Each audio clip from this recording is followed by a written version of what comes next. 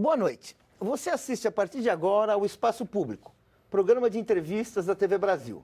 Nossa convidada de hoje é a ministra de Desenvolvimento Social e Combate à Fome, Tereza Campelo.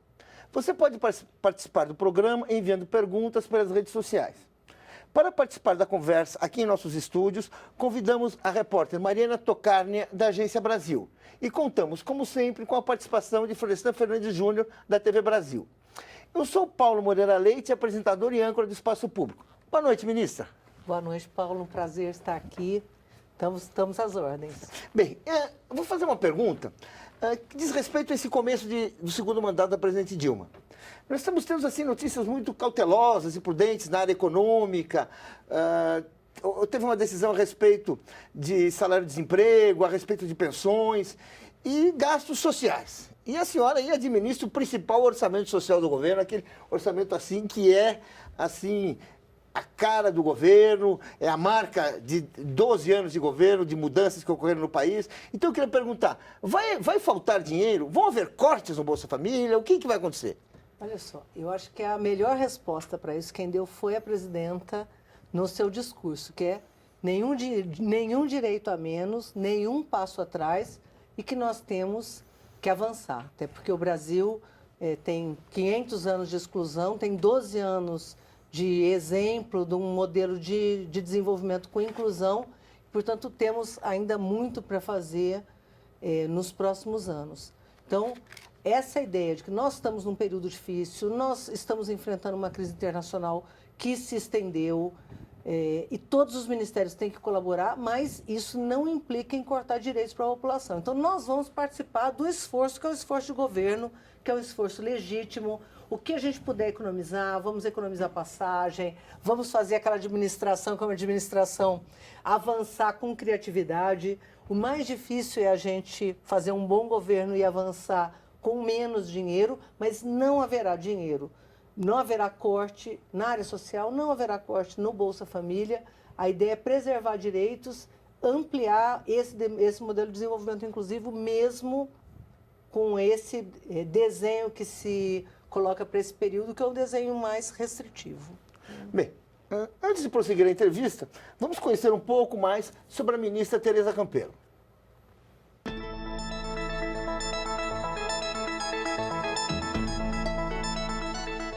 Tereza Helena Gabriele Barreto Campelo nasceu em 1962 na cidade de Descalvado, no interior de São Paulo.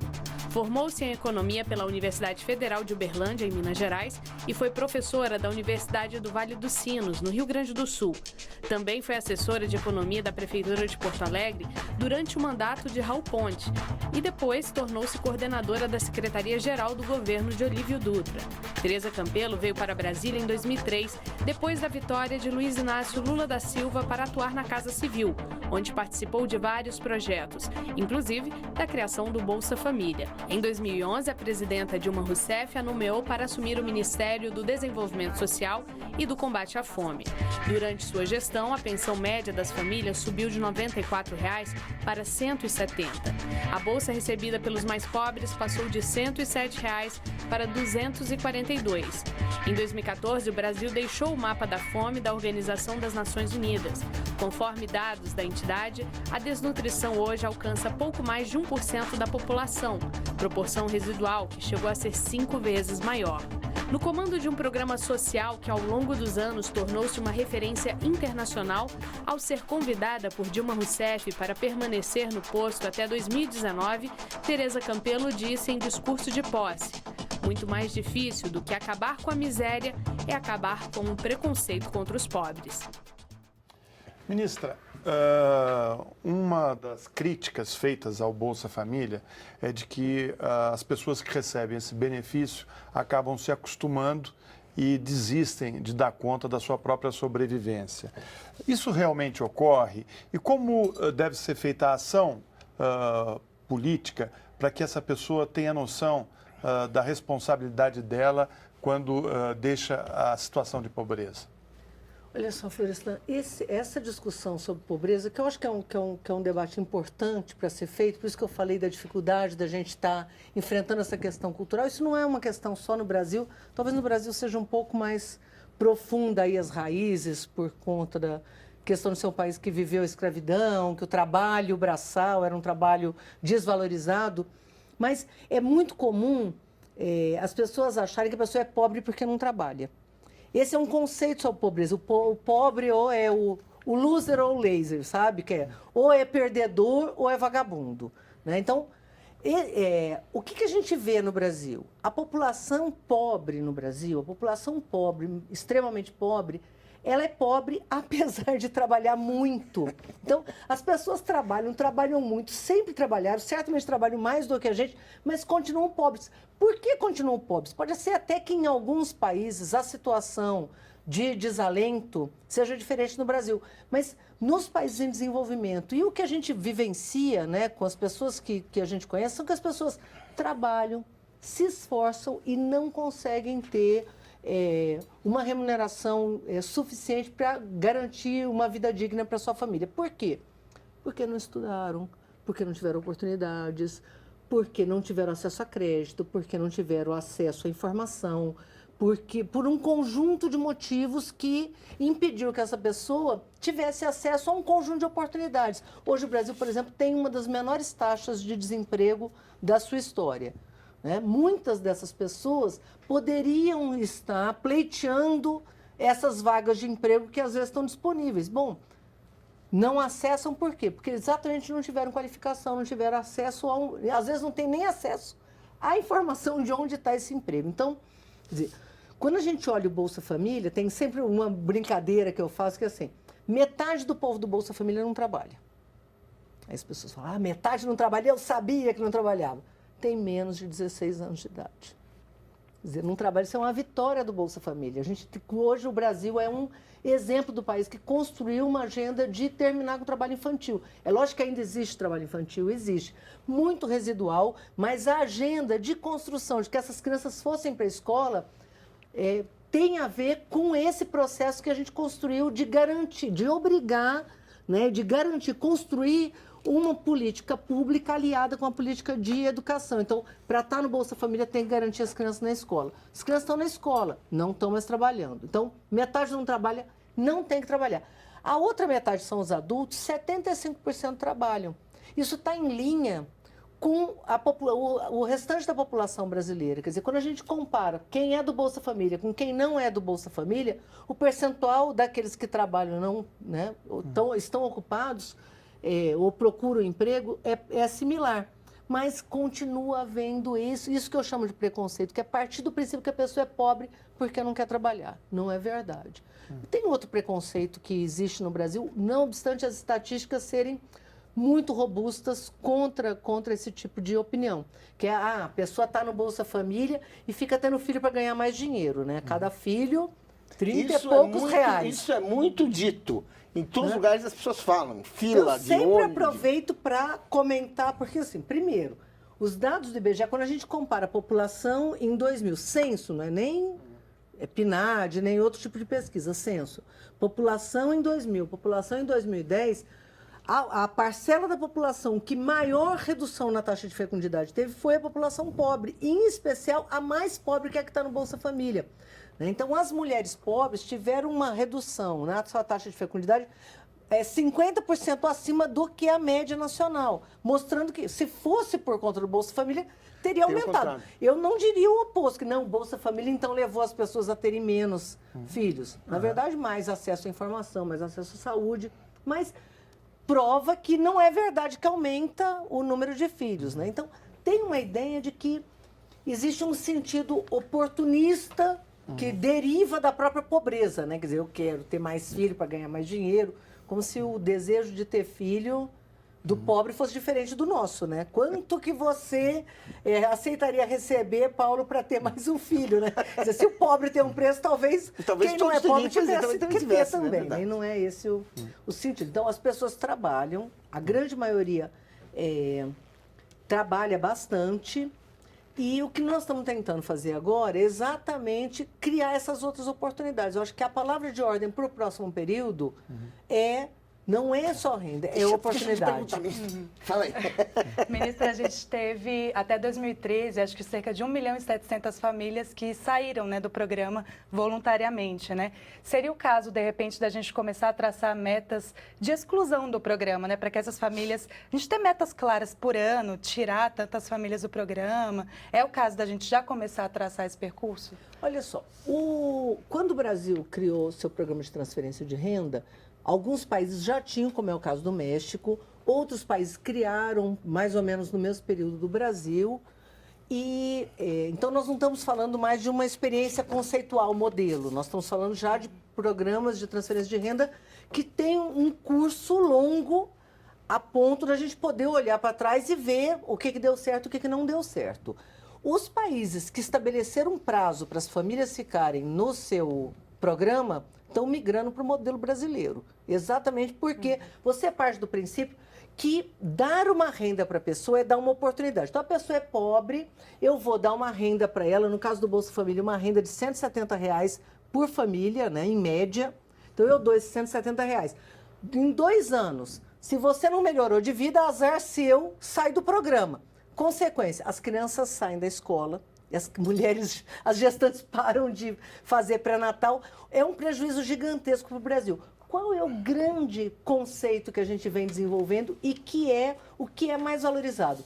O Bolsa Família está interferindo no desenho de manutenção dessa pobreza no longo prazo. O principal resultado do Bolsa Família é um resultado intergeracional, ou seja, essas crianças jamais vão repetir a história dos seus pais, que eram analfabetos, que não tiveram oportunidade, que não tiveram na escola, não tiveram estímulo. Porque estar na escola no Brasil hoje significa várias coisas. Significa ter acesso à educação por menor qualidade que ela possa ter em alguns locais, mas estar num ambiente que é um ambiente de estímulo, que é a escola, né?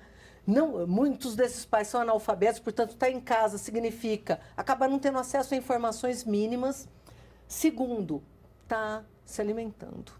Nós, no Brasil, hoje, conseguimos garantir merenda escolar para 43 milhões de crianças todos os dias da semana. Isso é uma Argentina por dia que nós alimentamos dentro da escola. Essa criança está estudando, está num ambiente de estímulo, está sendo alimentada, não está na rua, não está sofrendo o risco de assédio ou de acesso à droga ou violência. Nem trabalhando para ajudar a família. E nem trabalhando para ajudar a família. Então, esse resultado é um resultado que nos interessa. Então, tirar essa família do Bolsa Família pode ter o resultado dessa família acabar tendo que contar com essa criança trabalhando. Segundo, você parte do princípio de que ter dado R$170 para que ela não trabalhava porque ela não tinha esses 170. E não é verdade, porque ela já trabalhava e mesmo assim não conseguia sobreviver. Uma coisa que eu acho importante que a senhora falou, que eu já vi a senhora falar, mas que seria bom, é o seguinte, essa ideia do intergeracional. Que muita gente pensa o Bolsa Família como uma coisa assim, a pessoa recebe e vai resolver. Não, a grande mudança que nós estamos esperando é para a geração futura, é para o filho do Bolsa Família, é para aquela criança para o filho da família, não é para o pai. E depois eu vou falar um pouquinho mais do que você perguntou, Mariana, mas tem algumas coisas que a gente está conseguindo medir agora.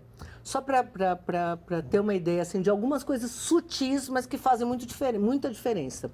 O fato, a gente está conseguindo comprovar já que as mulheres do Bolsa Família, elas anteciparam a ida ao pré-natal. Então, nós temos um aumento de 60% das mulheres do Bolsa Família fazendo pré-natal antes da 12ª semana. Por quê? Porque ela passa a receber uma bolsa que não é uma bolsa de R$32, não é nenhuma, mas né? para nós, ela ir fazer o pré-natal quanto antes significa não ter eclampsia, não ter diabetes, que são 2 doenças que levam não só à mortalidade materna, mas a consequências graves para a própria criança. E a gente já está conseguindo medir um aumento, né, importante de amamentação nas crianças do Bolsa Família. Quer dizer, a mãe do Bolsa Família, ela garante mais tempo, né? Se a gente comparar mães do Bolsa Família e mães pobres que não são do Bolsa Família, Uma é mais de 60% tem a amamentação mesmo, a mãe amamenta a criança, que a gente também já está comprovado mundialmente os benefícios da criança ser amamentada por mais tempo, né? Seja do ponto de vista de imunidade, seja do ponto de vista de afeto. A criança que é amamentada pela mãe, ela tem muito mais resistência à doença. Quer dizer, são benefícios gerais, inclusive psicológicos. Então, assim, os benefícios... E a gente já hoje consegue provar que as nossas crianças já estão 1 centímetro acima do que a média das crianças quando a gente começou o programa. Olha. Quer dizer, você vê um tempo curto, nem é de quando começou o programa, né? Quando a gente pega crianças de 5 anos em 2008, crianças de 5 anos em 2012, essas crianças estão quase 1 centímetro maior. Ministra. Por quê? Porque comeram. Né? Porque comeram, quer dizer... Isso que a gente dizia do nordestino, que era menor, do Gomen Gabiru, isso não vai ter mais no Brasil. Vamos fazer pergunta, ministro? Vamos fazer pergunta. Bom, ministro, nós estamos aqui com... A senhora se empolga. A senhora entrou aqui distribuindo esse livro aqui, O Brasil Sem Miséria, né? Tem quase 1000 páginas, ou mais de 1000 páginas. 800 e poucas, é. E aqui tem vários gráficos e tem uma explanação de tudo que ocorreu nesse período que vocês estão no poder. Eu queria saber da senhora quais foram as políticas públicas mais importantes nessa inclusão, porque o Bolsa Família é uma das ações. Outras ações estão ocorrendo para que o Brasil trace esse caminho de Com certeza. Acabar com a exclusão. A senhora podia dizer quais são essas ações e por que elas estão sendo importantes? Tá. Esse livro, depois eu queria falar um pouquinho do livro. São só os 4 anos, 3 anos e meio do governo da presidenta Dilma, que é o Brasil Sem Miséria, que a gente lançou em junho de 2011. Então, não é todo o período. Mas, assim, essa questão, eu acho que é importante a tua pergunta, Florestan, porque o Bolsa Família virou um ícone, né? Virou um símbolo para os que amam ou para os que odeiam. Mas... Eu acho que são muitas ações juntas que interferiram, né, e permitiram essa trajetória de sucesso do modelo de desenvolvimento e inclusão. Eu geralmente levanto 4 principais determinantes. O primeiro é o aumento do salário mínimo, um aumento de 72%. Se a gente pegar comecinho do governo do presidente Lula até agora, 72% acima da inflação é o aumento do salário mínimo no Brasil, que interfere no conjunto de rendas. Né? Segundo, geração de empregos formais, que são empregos gerados dentro de uma rede de proteção. Então, são mais de 20 milhões de empregos novos, criados, e estes são empregos, quer dizer, muito mais empregos do que eles foram gerados neste período, porque o Brasil cresceu muito e gerou muito emprego, mas dentro da rede de proteção, ou seja, emprego com carteira assinada, mais de 20 milhões. O terceiro elemento, que eu acho que foi muito importante, que é pouco conhecido, são as ações ligadas ao meio rural, que envolve o Luz para Todos, que envolve a ampliação do crédito do Pronaf, que envolve assistência técnica, compras públicas, por exemplo, para merenda escolar, que tem que comprar da agricultura familiar um pedaço dessa compra. Então, o aumento da renda na população rural, nesse período, foi muito importante. Uma parte grande da população pobre estava no meio rural. E o quarto, o Bolsa Família, programas de transferência de renda. Quer dizer, se pudesse citar 4 grandes vetores para a inclusão e redução da pobreza e redução das desigualdades, né? Por exemplo, acesso à luz. Deixa eu fazer não aqui, é só pobreza, é acesso à redução da desigualdade. Olha, nós vamos ouvir o representante do Programa das Nações Unidas para o Desenvolvimento, Jorge Shediek. Ele nos enviou uma pergunta.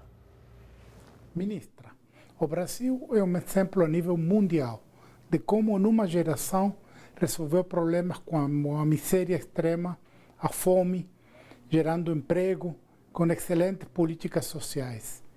Quais são as chaves desse grande sucesso e, ao mesmo tempo, quais são os grandes e os novos desafios da política social brasileira hoje?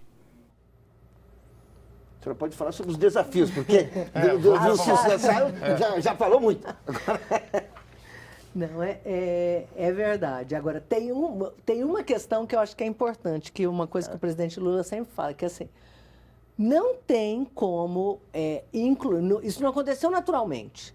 né? Tem política pública aí, tem uma decisão, que é colocar o pobre no orçamento. Sem investir em políticas públicas para a população pobre, não existe milagre. O Brasil já cresceu em outros períodos, né? Então, quer dizer, só crescimento não resolve. O Brasil já cresceu em outros períodos, cresceu muito mais do que cresceu na média desses 12 anos e, no entanto, aumentou, em alguns desses períodos, aumentou muito a exclusão. Então, tem uma chave que é importante, que é liderança do presidente da República e decisão de colocar o pobre no orçamento público. Os próximos desafios. Nós temos uma agenda que é uma agenda de ampliar o acesso a serviços públicos e oportunidades. Essa agenda é uma agenda que começou, né? Eu estava falando da população pobre, teve o Bolsa Família, mas muitas, quer dizer, não tinha acesso a um conjunto de outras questões. Por exemplo, qualificação profissional. Nós iniciamos um trabalho, muita gente duvidou, que está também nesse livro, é um dos textos que a gente mostra nesse livro. Quando a gente criou o Brasil Sem Miséria, a presidenta se comprometeu a levar a Pronatec para 1 milhão de pessoas de baixa renda. As pessoas acharam que era um número... Nossos números no Brasil são gigantescos, mas sempre eram gigantescos para o mal. Agora você olha e fala, 1 milhão de pessoas vão receber qualificação profissional, uma coisa que o Brasil nunca tinha feito.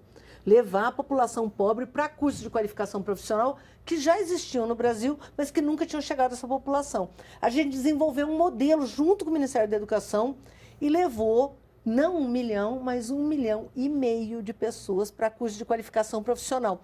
Em áreas que a gente precisava. A gente fala em produtividade, fica pensando em alta tecnologia. Não, produtividade é ter um bom pedreiro, um bom encanador, ter eletricista, ter cuidador de criança, cuidador de idoso, ter a área de turismo, por exemplo, que é uma área estratégica, ter cozinheiro, ter garçom, auxiliar de cozinha, toda essa área de serviço que cresceu, a gente está gerando oportunidade para essas pessoas. Então, essa é uma agenda que tem que avançar muito, porque o Brasil ainda tem que aumentar muito sua produtividade e o Pronatec é uma área, microempreendedor individual é outra, acesso a crédito é outra. Agora, o grande desafio que está colocado também para a gente é para as nossas crianças ampliar ensino em tempo integral. Então, como fazer com que essas políticas públicas cheguem na população pobre? Eu acho que esse é o grande desafio no Brasil. E, ministra, falando um pouquinho de educação, até 2016 a gente vai ter que colocar todos os jovens aí de 4 a 17 anos na escola. Né? De que forma que o MDS está se articulando com o MEC, até no sentido de busca ativa, porque a gente vê que a maior parte que está excluída é pobre, está em regiões muito isoladas. Né? Como é que isso está sendo articulado para que essa lei seja de fato cumprida? Bom, as crianças de 6 a 17 anos, nós não temos problema de oferta de vagas no Brasil. Nós temos problema no caso de jovens, de aumentar o interesse desses jovens em ficar na escola. Porque o grande problema do Brasil hoje não é mais oferta. Tem um desafio de qualidade, que é investimento em educação. Eu acho que a gente está no caminho certo. E garantir o interesse desse jovem, que muitas vezes não acha que a escola vai lhe trazer... Ele quer ir embora. Ele quer ir trabalhar, ele quer começar a vida adulta, ele quer... É verdade, então, isso é fato. como garantir que... Eu acho que o ensino profissionalizante e a qualificação profissional é uma das coisas que pode garantir que ele realmente tenha interesse, porque ele se vê, né, nessa perspectiva de oportunidade para a sua vida adulta. Né? Então, o ensino médio, eu acho que o grande caminho é esse. Para as crianças de 4 a 6 anos, eu acho que o grande desafio era ampliar a vaga em escolas. A gente está num processo grande de construção de escolas. Eu acho que a gente vai cumprir para 4 a 6 anos. Nós já estamos trabalhando, porque quem são os últimos 10% que falta colocar na escola? São exatamente os mais pobres. Né? Então, nós temos que ampliar vagas e garantir que eles cheguem. Agora, nós já estamos trabalhando com o MEC numa coisa que é pouco conhecida, porque nós estamos pagando a mais se a criança pobre do Bolsa Família tiver entre 0 e 4 anos e for aberta uma vaga para ela. Então, por que nós estamos fazendo isso? Exatamente para que na próxima etapa... Pagando a mais para a família. Pagando a mais para a prefeitura. Tá. Por quê? Porque estimulando a prefeitura para... Estimulando que a gente, quando for para a próxima etapa, que é de 6 meses a 4 anos, a gente não tenha esse mesmo cenário, que é os últimos a irem para a escola serem exatamente os mais pobres. Nós queremos que esse processo ele comece já a ter uma certa equidade no Brasil, até porque são as crianças mais pobres que mais precisam da escola, nisso que a gente chama primeira infância, né, dos 0 aos 6 anos. Uma questão aí que é importante para a gente entender o Brasil. Ao mesmo tempo que há essa inclusão, né, há uma violência que tem levado à morte de muitos jovens no país, principalmente nas periferias. Negros, né? jovens Negros, da periferia. pobres da periferia. Né? Hoje o índice é muito grande, chega a quase, de cada 100 mil jovens, 53,4 foram assassinados em 2011. Né? É um índice alto. Altíssimo. Como é que o senhor explica isso, com todas essas ações de inclusão, essa violência contra os jovens? Olha, a gente tem um exemplo, como disse o nosso representante das Nações Unidas, o Brasil se tornou um exemplo, mas não resolveu seus problemas. A gente teve uma redução da pobreza gigantesca em 12 anos, mas continuamos sendo um dos países mais desiguais do mundo, e a violência eu acho que é um fenômeno não só dos grandes centros, mas no caso de pobres, negros, é um fenômeno principalmente dos grandes centros, explicado por um conjunto de outros fatores que envolve violência, que envolve drogas, né? E eu acho que nós temos um trabalho grande por aí e um desafio grande. Eu não acho que a redução da desigualdade já esteja resolvida no Brasil. Ao contrário, acho que nós temos um caminho gigantesco, até porque desigualdade não é só questão de renda. É mais né? difícil diminuir a violência do que a fome? Olha, eu acho que talvez seja, sabia? Talvez seja. Porque a fome, você vê, o Brasil, ele conseguiu ser um exemplo para o mundo de que, com políticas, a fome é um fenômeno que marcou a história brasileira. Né? É um fenômeno, por exemplo, a gente tinha uma fome que era naturalizada no Nordeste, né? Então se considerava que o nordestino sempre ia passar fome, tem aquelas figuras, né, da história brasileira, que você tem vasta literatura sobre isso, e em 12 anos você consegue ter uma política concentrada que incide diretamente sobre a agenda de segurança alimentar, que é com merenda escolar, que é com acesso à renda, né? As pessoas passavam fome porque não tinham dinheiro. Né? Então, não só tinha... O Nordeste passou recentemente pela uma das piores secas dos últimos 50 anos, né? Uma seca dramática, são 3 anos praticamente sem chover em algumas regiões, e aquilo que se repetiu ao longo de 500 anos da nossa história, que é o povo desesperado, debandando das suas terras, desesperados de fome, famílias inteiras, gente morrendo no meio do caminho, saques, desespero, não aconteceu. Quer dizer, nós vivemos a pior seca dos últimos 50 anos e um cenário completamente diferente. As famílias com renda, né, com condição de sobrevivência e com água graças às nossas cisternas. Nós fizemos 1 milhão de cisternas, que tem a ver com a agenda da fome também, que a pessoa ter feijão e não ter água para cozinhar o feijão, ela passa fome do mesmo jeito. Como o Estado pode interferir nessa política? O fenômeno da violência, ele tem outros determinantes, tanto é que você tem países violentos no mundo, países ricos com a violência. Não dá para ligar diretamente a questão da pobreza e da violência. Bem, o Ricardo Castro Júnior mandou uma pergunta pelo Facebook. Ministra, as únicas pessoas que conheço que recebem Bolsa Família têm condição melhores do que eu. Por que não investir em educação? Será que esse não é o caminho? Não, é o caminho. Acho que a gente não está fazendo uma opção de investir numa coisa e não investir na outra, né? Por que o Bolsa Família virou um fenômeno mundial e um exemplo mundial? A gente recebe, né, dezenas de países aqui por mês tentando compreender o que o Brasil fez. O Bolsa Família é um sucesso não só porque ele chegou em 50 milhões de pessoas, né, 14 milhões de famílias, mas porque ele gasta 0,5% do PIB. Então, ele conseguiu interferir numa agenda, puxar essas famílias para a educação e para a saúde, que são 2 questões importantes, ao mesmo tempo. Portanto, ele é um aliado da educação nesse sentido, né? Sem que a gente tivesse tirado o dinheiro da educação. Se olhar o que aconteceu no Brasil nesses últimos 12 anos, foi investimento na educação também. Nova York fez a opção pelo Bolsa Família, a cidade de Nova York.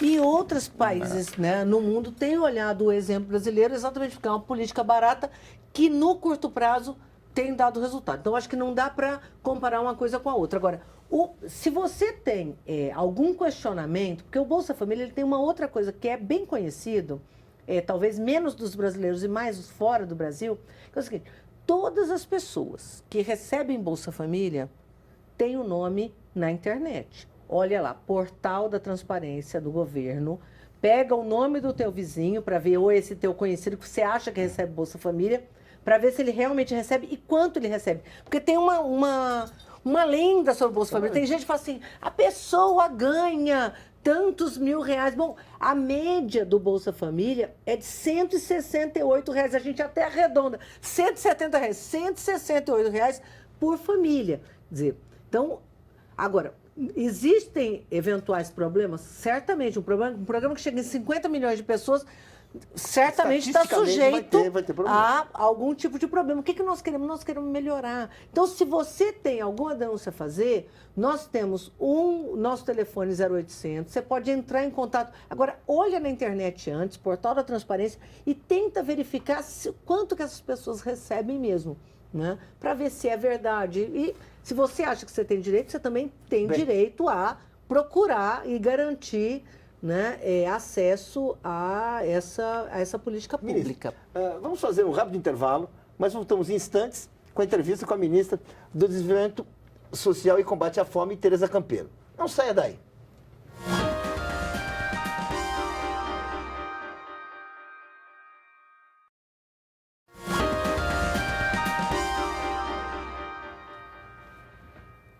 Ministra, eu queria fazer uma pergunta falando de orçamento e filantropia. Quando a gente abre os jornais, todo dia tem pesquisas que falam assim, o brasileiro contribui pouco para ONGs, o brasileiro não tem vontade de ajudar os pobres, o brasileiro precisa se engajar mais nesse tipo de coisa. Eu gostaria de dizer assim, conversar um pouco. A novidade é que o Estado brasileiro assumiu uma responsabilidade que poucos estados assumiram. Será que essa situação não está deixando pessoas que gostariam de se sentir sendo as benfeitoras dos mais pobres, as pessoas generosas, está se sentindo assim? Isso começa a preocupar, isso não muda um pouco? Essas pessoas assim se sentem meio... Ou será que não tem mais função social? Antes eu que cuidava dos pobres, eu que dava uma esmolinha e fazia bem, e agora não é mais? Só sente isso como parte do nosso preconceito? Não, olha só, eu acho... Primeiro, assim, muita coisa que o Estado brasileiro foi omisso durante muito tempo, né? Muito do que a gente manteve de rede de atenção e acolhimento no Brasil se deve a entidades sociais, orfanatos ligados a igrejas, quem cuidava dos nossos idosos. Então, não dá para a gente falar, não, a filantropia não cumpre um papel. Cumpria. Só que, apesar do esforço, né, e da boa vontade do conjunto dessas pessoas, a gente nunca conseguiu superar, do ponto de vista estrutural, essas questões. E agora a gente está conseguindo. Quer dizer, exatamente. A filantropia, ela sempre existiu no Brasil, felizmente, eu acho que tem que continuar existindo. Agora, nunca conseguiu resolver a fome. Eu tive num debate com o Lira Neto e com o Daniel de Souza no Ceará recentemente. Foi um debate muito, muito interessante.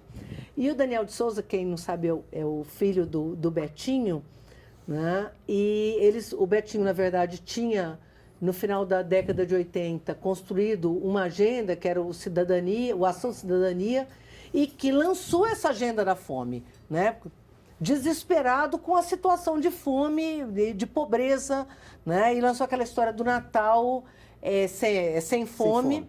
Né? Então, todo ano, no final do ano, eles recolhiam alimentos para que as famílias, pelo menos no Natal, não passassem fome. Aí o Betinho fizeram essa mesma pergunta para ele. Ele falou assim, o Estado brasileiro acabou com a ação de cidadania. Ainda bem. Agora nós estamos fazendo outras coisas. Eles estão fazendo um conjunto de outras políticas, dando assessoria na área de direitos humanos. E ele falou assim, e aquilo que a gente fazia, que era uma coisa completamente pontual e que era importante, tinha uma importância, e teve talvez uma importância estratégica, que era chamar atenção para a agenda da fome, colocar a agenda da fome no Natal das pessoas. Né? Falar, gente, tem gente passando fome enquanto... Né? E agora, quando o Estado brasileiro assumiu isso como agenda estratégica, né, a eficiência da política pública permitiu que hoje eles não tenham mais necessidade de fazer isso. Quer dizer, essa não é mais a função. Não quer dizer que não continuem existindo ações importantes a serem realizadas no Brasil. Agora, não substitui a política pública. Ministra, retomando essa questão do orçamento, nessa época de vacas magras, né? Existe aí alguma possibilidade de alterar os critérios do Bolsa Família, de tornar, de repente, mais rígidos o acesso aos recursos, né? Tem alguma possibilidade de haver alguma maior restrição? Não, então, o que nós fazemos sempre, que eu acho que sempre tem que ser aperfeiçoado? O Bolsa Família, primeiro, a cada 2 anos a família tem que atualizar seus cadastros. Né? Então, a família tem que atualizar o cadastro. Se ela não atualizar o cadastro, por quê? Porque nós queremos continuar tendo informações sobre ela. É declaratório, mas a gente, tendo essa informação nova, nós cruzamos com todo o banco de dados que existe no Brasil.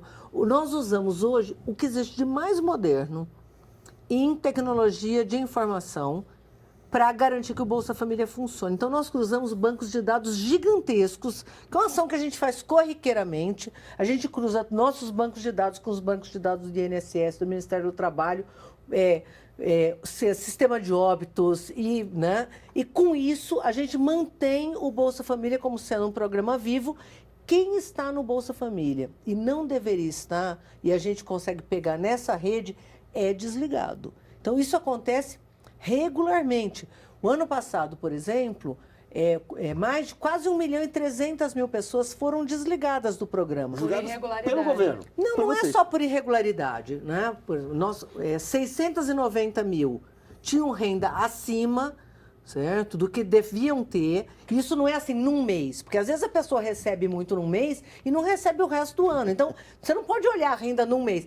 Nesse mês ganhou muito. Né? Pegar o cortador de cana, por exemplo.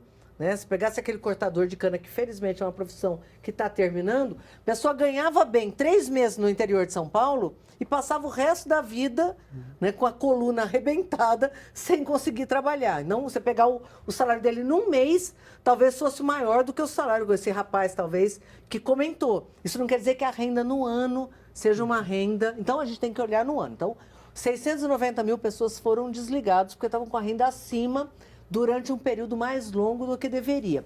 E outras 600 mil foram desligadas, por quê? Porque não atualizaram o cadastro. É uma irregularidade? Não. Elas provavelmente, na nossa avaliação, não atualizaram o cadastro, por quê? Porque não precisavam mais. Você imagina uma pessoa que arranjou um emprego, mudou, mora num lado de São Paulo, tinha se cadastrado do outro lado, mora longe, está trabalhando, melhorou de vida, arranjou um emprego, não precisa mais do Bolsa Família. Ela vai sair de casa, vai lá acessar a informação, sendo que provavelmente o cadastro dela vence no mês seguinte. Ela somente não atualiza. Ela está irregular? Não. O que a legislação estabelece é que ela tem que atualizar. Se ela não atualizar, ela vai ser desligada. Anualmente a gente desliga, aí varia, por exemplo, próximo mês, dia 18 agora, que é sexta-feira que vem, termina o prazo para que as pessoas atualizem o cadastro dessa...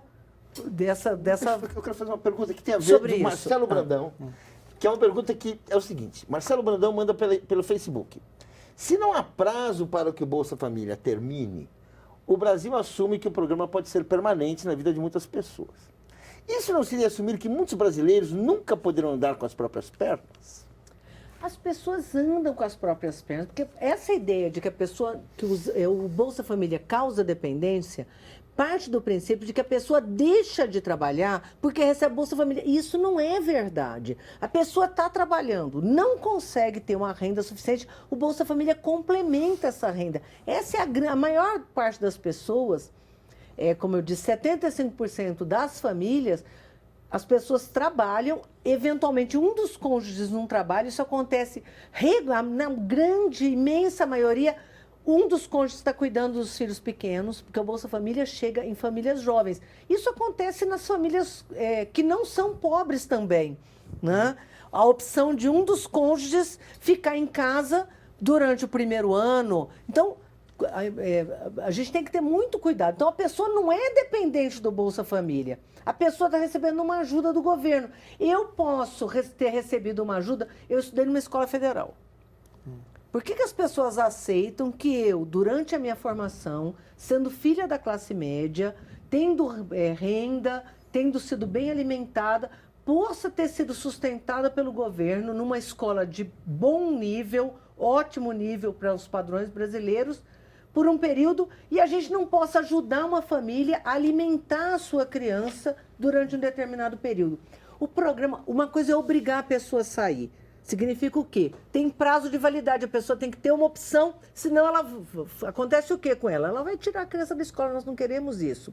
Não é verdade que as pessoas deixam de trabalhar. Nós temos documentos, nós temos pesquisas independentes comprovando exatamente o oposto. Então, existe um diz-que-diz-que de que a pessoa deixa de trabalhar. Não é verdade, a pessoa continua trabalhando. Nós temos ampla estatística de gente muito isenta de fora do Brasil, de dentro do Brasil, que não é do governo, mostrando isso. Então, essa ideia da dependência tem a ver com o quê? Essa pessoa tem que ter oportunidade. Se a pessoa é analfabeta, se a pessoa não teve oportunidade, se a pessoa não comeu quando era criança, certo? Esse passivo, que é um passivo da sociedade brasileira, ele se resolve como? Cortando o Bolsa Família dessa pessoa? Quer dizer, por que eu posso ter ganhado esse benefício do governo de ter estudado numa escola federal? Imagina quanto que é que eu custei para o governo, certamente muitos, né, que estão me ouvindo aqui, Quem e fez uma família pobre. Pública, quem fez uma universidade pública, quanto você custou para o governo? Quantos Bolsas Família estariam ali por ano? Eu não aceito que essa família possa ter uma ajuda, né? Quanto que a gente ganha, né, não pagando imposto de renda por ter um dependente, né, cada um de nós?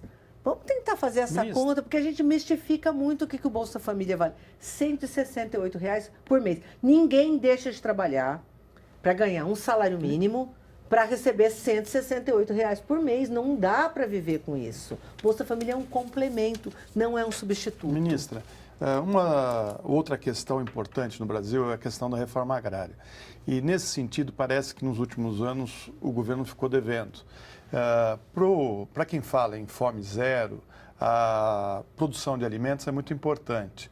Então, assim, até que ponto as políticas públicas na área dos assentamentos, né, e dar ao cidadão o direito de produzir alimentos para serem consumidos, inclusive nas zonas rurais e mais pobres, está sendo efetivamente realizado por esse governo? Isso realmente é pauta, porque se você pega o Movimento Sem Terra, eles dizem que diminuiu o número de assentamentos e que os trabalhadores rurais não estão tendo o respaldo que deveriam para fazer a sua agricultura dentro daquilo que seria esperado. Olha só, cada vez que a gente vai construindo política pública, o tamanho da sua ação diminui, né? Luz para Todos, por exemplo, se a gente for ver o que a gente está fazendo de Luz para Todos hoje, é muito menos do que a gente fez nos 5 primeiros anos quando ele começou. Até porque cada vez você tem menos a fazer. Então, a gente fez muita desapropriação, gerou muita oportunidade de terra e tem um desafio agora enorme, que não é somente desapropriar e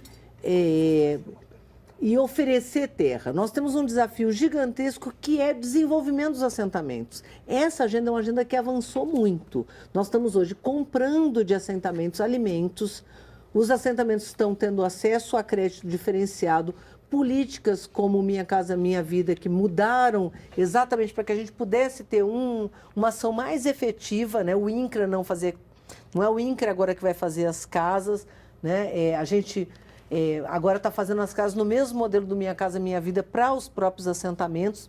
E a produção de alimentos da agricultura familiar, incluindo assentados, ribeirinhos, pescadores e extrativistas, aumentou muito. Tanto é que a renda da agricultura familiar aumentou 53% aumentou em média 53% real nesses 12 anos. Nenhum outro setor da sociedade teve um aumento, que eu tinha falado do salário mínimo. Isso é o aumento da renda média do agricultor. E dos extremamente pobres, também, se a gente tirar o Bolsa Família, tem um dado que saiu recentemente agora, que é bem interessante, que mostra isso. Tirando o Bolsa Família, a média da renda dos extremamente pobres no campo aumentou em 88%. Quer dizer, não foi o Bolsa Família, foi exatamente a produção de uma alimentos. pergunta Então, aqui. eu acho que avançou. Vocês fizeram uma pergunta da Hilda Pires pela internet. O pessoal da internet só resolveu aparecer na segunda parte do programa, mas compareceram.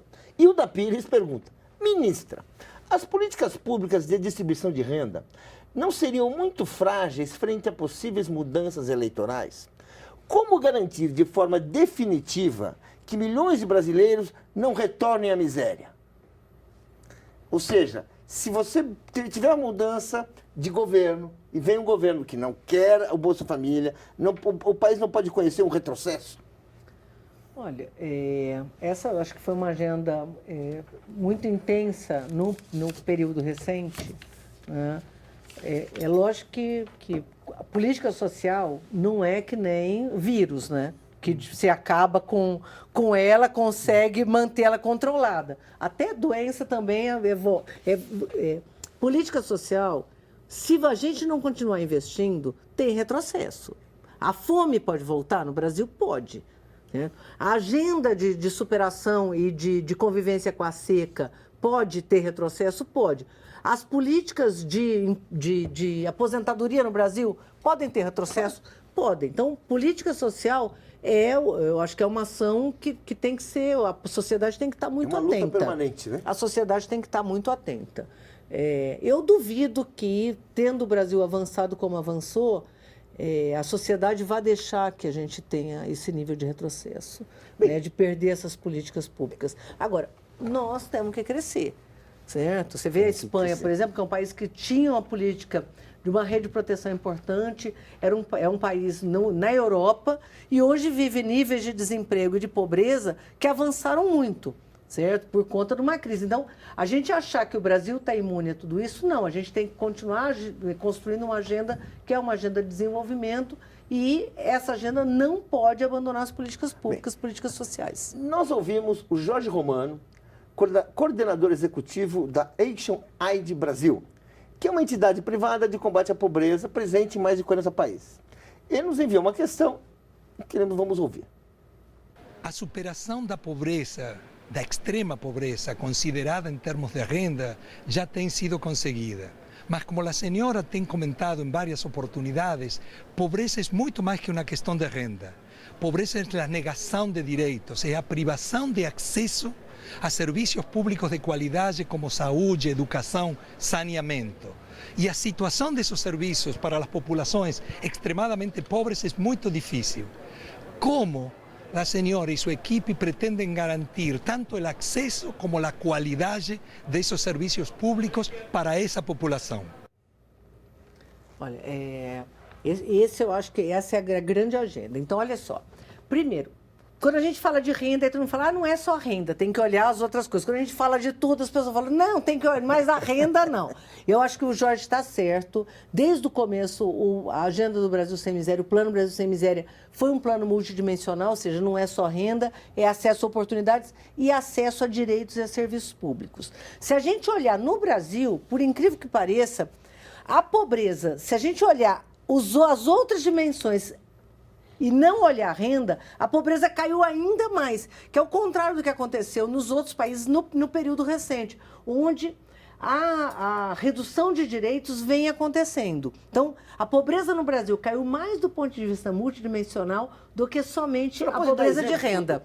Né? Então, por exemplo, se a gente olhar essa questão do Luz para Todos, se a gente olhar a pobreza multidimensional, por exemplo, com o critério do Banco Mundial, que pega 7 dimensões, educação, pega saúde, pega acesso a bens como geladeira, fogão, se pegar eletricidade, acesso à água e acesso a telefone, a pobreza no Brasil caiu de um patamar de 8,3% para 1,1%.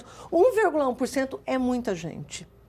Só que, se você olhar, qual que é o critério de superação da pobreza? Para o Banco Mundial, por exemplo, é 3%. Né? Então, o Brasil vem alcançando patamares que dá para dizer superamos a extrema pobreza. Agora, isso não quer dizer que não exista gente extremamente pobre no Brasil. Significa que a gente superou uma situação que era uma situação generalizada. Agora, a agenda a questão do saneamento básico talvez seja um dos desafios mais importantes para a população de baixa renda no Brasil. É a política que avançou bem menos do que as outras. No caso da educação, a educação está praticamente universalizada e o patamar de acesso de pobres e ricos ao ensino fundamental é praticamente idêntico. Então, hoje, por exemplo, quando a gente vai comparar, praticamente não existe diferença. Quando a gente vai olhar saneamento, ainda existe diferença. Quando a gente olhava acesso à eletricidade, existiam 15 milhões de brasileiros que estavam na Idade Média em 2002. Né? Quer dizer, você tinha 15 milhões de pessoas que não tinham acesso à luz, estavam no campo sem luz, ou seja, estavam na Idade Média.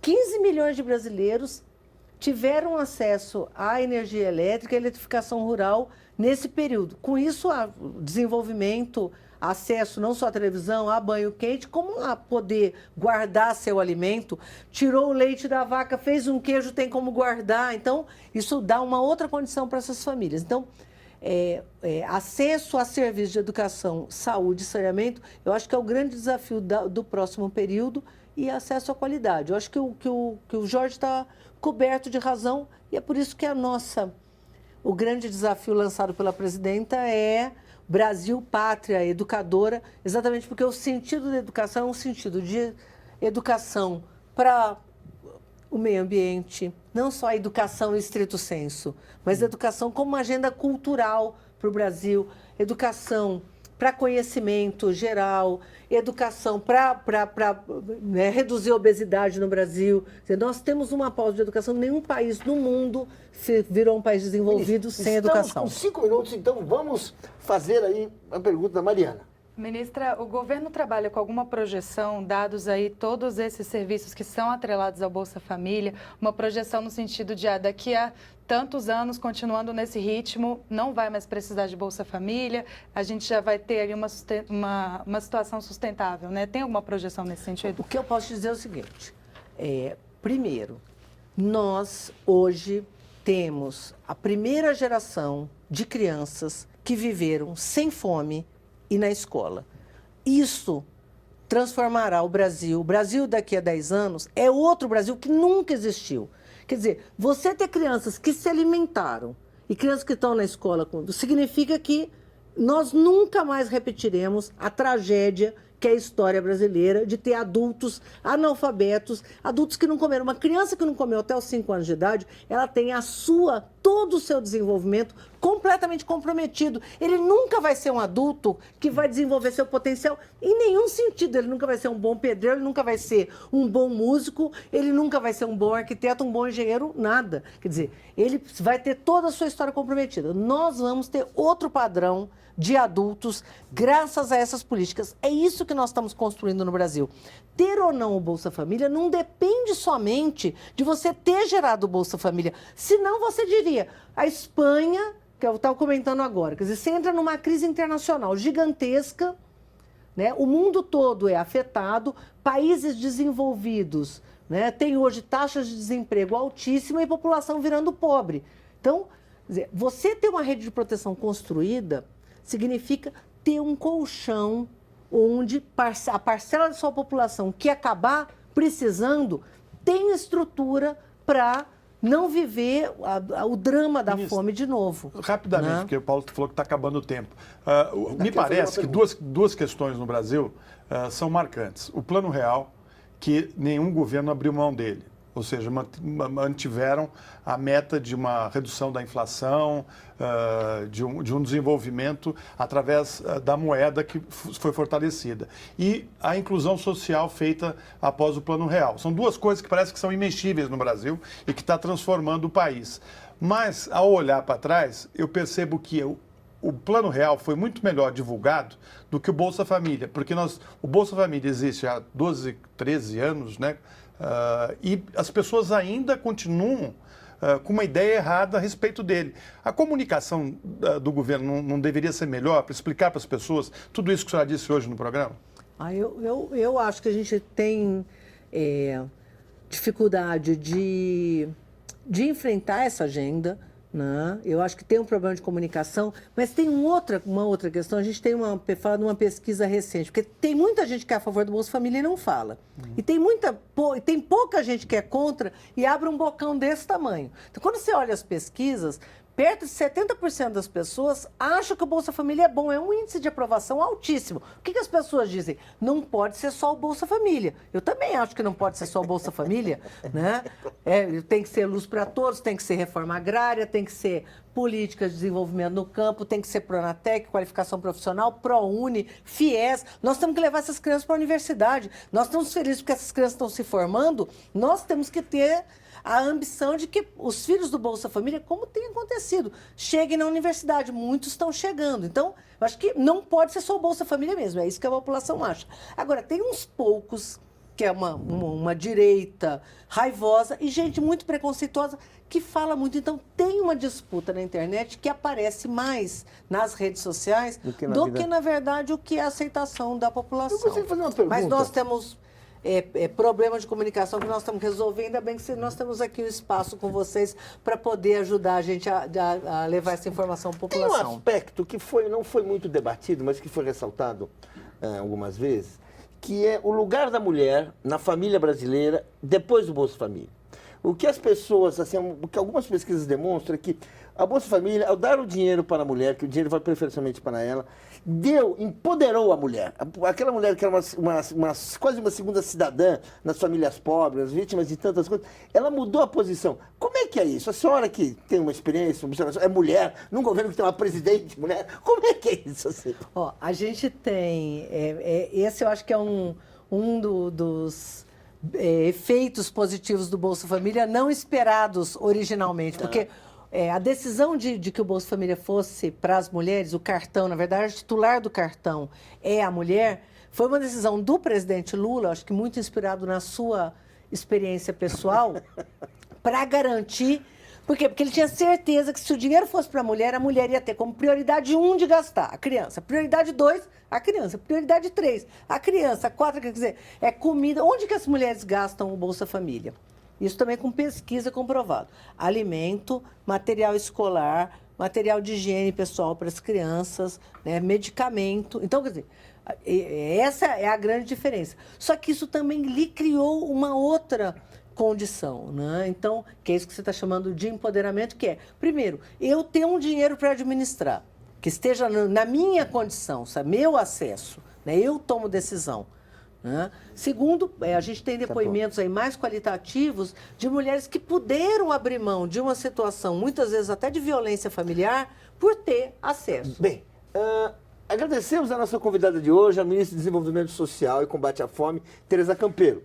Agradecemos a você que está nos assistindo. Agradecemos também a jornalista Mariana Tocarnia e o jornalista Florestan Fernandes Júnior pela sua presença aqui. Para saber mais sobre o nosso programa, entre no site da TV Brasil. Desde já, convido você para um novo encontro na próxima terça-feira, às 10 da noite, com mais um programa Espaço Público. Até lá!